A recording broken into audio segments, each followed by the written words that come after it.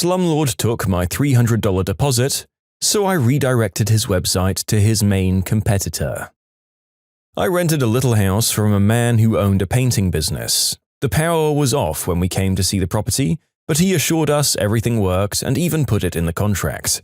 The place was dirty and poorly maintained, so we negotiated the security deposit down to $300. Turned out the heat and air didn't work along with the refrigerator and dishwasher. I asked him to have someone look at them, and he cursed me up and down. He called and left threatening voicemails. He'd show up unannounced and let himself in. On one of the visits, I showed him the crawl space was flooded and was a breeding ground for thousands, if not millions, of cockroaches and mosquitoes that would come up through the floor vents. There was absolutely no ductwork, even though he claimed the heat and air worked just fine. He accused me of causing the flood myself, even though I showed him the source was a pipe that had rusted through. He refused to address any problems and said, "If you don't like it, then you can move. You can't pay for a bargain and expect to live in the Ritz." This man was a terrible man in general. Once he hired someone off Craigslist to cut down a tree in the rental property's yard.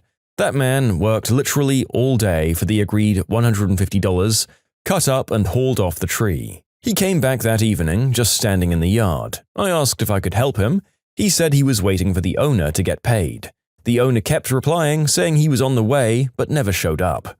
Our neighbor told us he'd punched the previous renter in the face and refused to pay him for a day's work for his company. He'd bragged about renting to illegal immigrants and not having to do anything because they wouldn't sue. We had a newborn baby, so we called his bluff and agreed to find a new place to live. We left the home in much better shape than we found it. He said he'd mail us the security deposit, but never did. He dodged my phone calls until one day he called to say, "You aren't getting it back. You broke the contract when you left early, so go frick yourself." I was really upset because we were new parents and had very little money. That $300 was a big deal to us and a drop in the bucket for this man. He owned an upscale painting business and had 15 rental properties. The next week I was online leaving negative reviews for his business when I clicked a link and noticed his website's domain had just lapsed. I knew what I had to do. I immediately bought it, then created a homepage with contact info for his biggest competitor. I emailed him from his old domain, asking if he wanted to buy the website for $320, the cost of the security deposit plus the price I paid for the domain. He was irate. He started calling my work, threatening to sue my employer, and he even contacted my parents and threatened to sue them. He left a bunch of threatening voicemails for me, saying he was going to beat me up and he knows where I live and he has my social security number. I received emails from several review sites asking if I was trying to update the contact info for the business. He must have used his old domain's email as his contact email. I didn't want to get in trouble for impersonating his business, so I didn't respond. That contact info was never changed. I received a few emails from potential clients. I called him and told him about the painting job requests. I gave him the contact info for one of the clients to prove I wasn't just making it up. I told him it was the last time I was going to do that for him and suggested he buy back the website in order to not miss out on any other jobs. He told me he was taking me to court. I told him I'd recorded his threatening phone calls and saved all his texts and emails. He said he was going to sue me for illegally recording him. That's not illegal in my state, by the way. And I said I look forward to seeing you in court, where I countersue and press charges for treating me like this, and I hung up. He called back and cussed me out for hanging up on him. I said, "Call me back when you can speak respectfully to me," and hung up again. I repeated this about 5 times, and each time he was more angry until the last time. He spoke respectfully and explained that he hadn't gotten a single job in months. I suggested he focus more on creating a website to find a business. He lost it and cussed me out again. 6 months passed and he still hadn't bought the website back from me. I got a call from him begging me to do the right thing and give him the website back. I told him the current price was $350. 6 months later, I get another phone call. I told him the current price at that point was $380. Eventually, he texted me to say, "I went out of business. I hope you're happy." I responded, "I hear having a website really helps your business. $380 and it's yours." He told me what a terrible person I was and said, "Karma's a B word." I responded, "Maybe if you stopped trying to rip people off, your karma wouldn't be so bad." That was the last time I ever heard from him. The major business listing sites confirmed his business did indeed close. I renewed the domain for another 2 years just in case he was bluffing. A few months later, I drove by his office to see if it was still there. It was empty with a "for rent" sign posted. I never got the $300 back and spent money on domain registrations, but it was totally worth it. In short, Slumlord unjustly kept my security deposit, so I bought his website. I put his competitor's contact info on the homepage. I offered to sell it back to him for the price of the security deposit. He refused and threatened to sue me repeatedly. He wound up losing his business. What level of stupid pride was this man displaying here? He had already lost. He likely had $300 lying around, but instead of just paying up and getting a bailout, he'd rather just stand in his sinking ship and scream at you? There's such a baffling lack of self-awareness here. How can you punch tenants, leave your laborers unpaid, brag about screwing over your migrant workers, and have the gall to tell someone else that they have bad karma? Insanity. Height approved. This isn't my story, but my parents'. It was probably the first time I witnessed malicious compliance, and I still remember it well. It was about 25 years ago, so I was about 8, and we'd just moved into a 150-year-old house that was in need of major repairs. My dad, thinking ahead, knew he'd need a large garage and workshop to really get started on the renovations properly. On the edge of our yard was an ancient barn that was falling apart and needed to be torn down. My dad figured this was the best place to build his new workshop, so that was the plan. We met and were on good terms with all the neighbors at that point. When the plans for the new workshop were finished, my parents went around to all the neighbors as a courtesy to show them the plans and get their blessings. The neighbors whose property the current barn and new workshop would border, I'll call them the Peters, were concerned about the height. The existing barn was 16 feet high, and they asked if we could only build it 1 story, 12 feet at the max, so as to not block the sun in their yard. Sure, no problem, my parents agreed. They wanted to go 2 stories for extra storage, but just 1 wasn't a deal breaker. So the old barn was torn down and the foundation laid for the new one. During that time, there was a falling out with the Peters and my parents. I'm not sure what happened, but it turned nasty. One day, my brother and I were playing street hockey, and Mr. Peters came out yelling at us, "Get off the road, you half-breed craps." My dad is black, so we're both half-black. You have to earn your place in this town. Upon hearing this, my mum had to physically restrain my dad from going over and beating the living crap out of him. Eventually, he cooled off and started on his plan. The plans for 1 story went out the window. Soon, the new garage that was only supposed to be 1 story soon gained a 2nd in the blueprints. If they were going to direct racist comments at his kids, my dad would build what he wanted. As construction started, the Peters came over to ask why there were 2 stories being built and were told to go F themselves. We didn't hear from them again until the roof started to go on. The bylaws of the township limited all structures to 24 feet in height. The Peters called the township and then a building inspector, claiming that the new garage was over 24 feet high. If it was over height, the entire thing would have to be torn down and rebuilt, costing us tens of thousands of dollars. I remember the Peters standing there, watching the inspector, with smug looks on their faces. 2 days later, we got the final report card back from the township and the inspector. 23 feet 11 inches, just as my dad had drawn up in his new plans. He set me up on the roof of the garage, just plywood, no shingles yet, with some spray paint, and had me write 23 feet 11 inches, height approved, in 2-foot-high neon orange letters across the entire roof, facing their yard and house. Not only did the garage block all sunlight from reaching their yard, but my dad waited until everything else was done before he shingled the other side of the roof. They had to stare at those neon orange letters for almost 3 years. We didn't hear a peep from them for the next 10 years until they moved. Yeah, that was well deserved. I wonder what switch got flipped on the Peters to make Mr. Peter go full-blown racist. Seems like that's a pretty good way to set yourself up for failure when you've just highlighted to your neighbors the one thing they could possibly do to annoy you on your own property. I will say that it was darn risky building to exactly 1 inch below the allowed height just to get maximum irritation out of your neighbors, but if annoying them was the aim, then mission bloody accomplished. Screw racists, big win for you guys. If you like Am I the Jerk, you're probably going to love Am I the Genius. Check it out, linked below. Also, go to AmITheJerk.com/submit if you would like to submit your own stories. With apologies to anyone who sews. I was raised by my evil grandparents. My grandfather isn't worth mentioning, and my grandmother died when I was 15. She had an aneurysm while on the loo, dying with the same grace she had while alive. I'm now in my mid-30s and I don't often think of her, but I do keep one small petty habit. Grandmother was a seamstress and her most prized possession was a pair of super sharp, fancy, expensive dressmaking shears. I once used them to cut paper and she made me sleep on the porch for a week afterwards. And for those who said this seems like a random punishment, this was something she did on the regular. If I was going to be an animal, then I should be treated like one and sleep outside. It wasn't about the scissors, it was about me existing in her line of sight when she wanted to lash out. When she died, one of the few things I asked for were those scissors. I've used them to cut everything but fabric for the last 2 decades. I ruin them in the kitchen, ruin them for crafts, for projects around the house. The other day, I used them as a hammer when I was too lazy to grab the toolbox. It's stupid and petty, but nothing beats the tiny spark of malicious glee that I feel every time I use these fricking scissors to cut duct tape and then pry open a paint can. Here's to you, Nana. I hope you went to heaven because I know there's nothing you hated more than the happiness of others. I should add that it's been 20 years since she died. I've had a lot of therapy, become part of a loving family, and have a wonderful, interesting life. The best revenge I could have.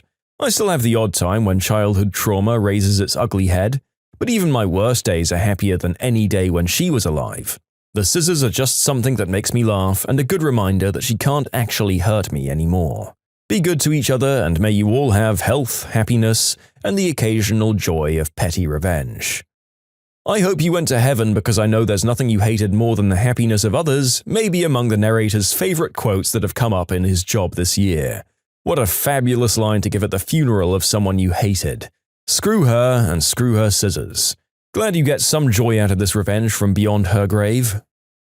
You're going to bully a little girl and spit water in her face at the water park? Prepare for the tempest. So I took my 2 young sons to the local water park yesterday. They had a blast. I stayed in the lazy river most of the time with them. I tend to stay about 10 to 20 yards behind them. Close enough to keep an eye on them, far enough for them to have fun. I was minding my own business, floating in the lazy river, when suddenly a wild bully appears. Cue a 10-year-old husky boy who's following around a much smaller girl. I'm observing over the course of a few laps of the river as this little turd boy is constantly teasing and intimidating this little girl that's like half his size. I lap them. I'm now right behind victim and bully, my own son's constantly in my view, and I get close enough to hear bully talking trash to his victim, trying to get her to leave the pool. She's visibly scared and trying to get away from him. There are no accompanying adults with these children. This is when I see the bully take a mouthful of water and flat out spit in the girl's face.